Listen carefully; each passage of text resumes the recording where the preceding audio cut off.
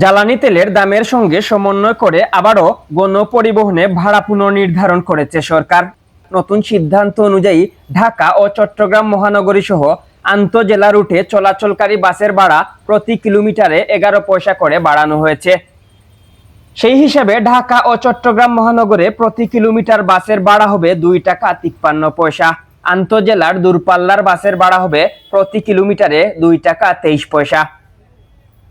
বৃহস্পতিবার 23 এপ্রিল সচিবালয়ে এক সাংবাদিক সম্মেলনে সড়ক পরিবহন ও সেতুমন্ত্রী শেখ রবিউল আলম এই ঘোষণা দেন।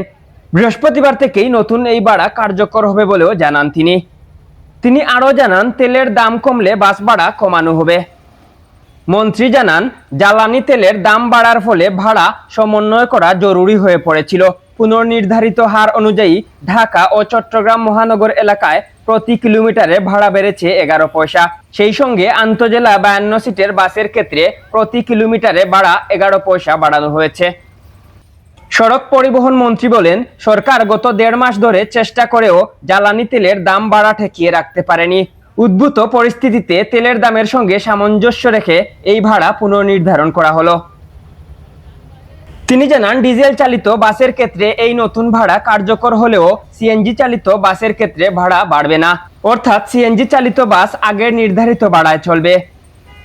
নির্ধারিত ভাড়ার চেয়ে অতিরিক্ত টাকা আদায় হলে কঠোর ব্যবস্থা নেওয়ার হুঁশিয়ারি দিয়ে রবিউল আলম বলেন, এই সিদ্ধান্তের বাইরে গিয়ে কোনো মালিক যদি অতিরিক্ত ভাড়া আদায় করে তবে তাদের বিরুদ্ধে আইনি ব্যবস্থা নেওয়া হবে।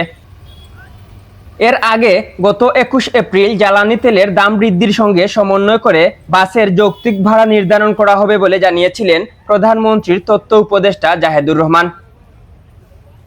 ওই দিন তিনি বলেছিলেন, প্রয়োজনে এসি বাসের ভাড়া কয়েক স্তরে নির্ধারণ করা হতে পারে। 2022 সালে তেলের দাম বাড়ার সময় একবার বাস ভাড়া বাড়ানো হয়েছিল, তবে পরবর্তীতে জ্বালানি তেলের দাম কমলেও বাসের ভাড়া কমানো হয়নি বলে জনমনে অসন্তোষ রয়েছে।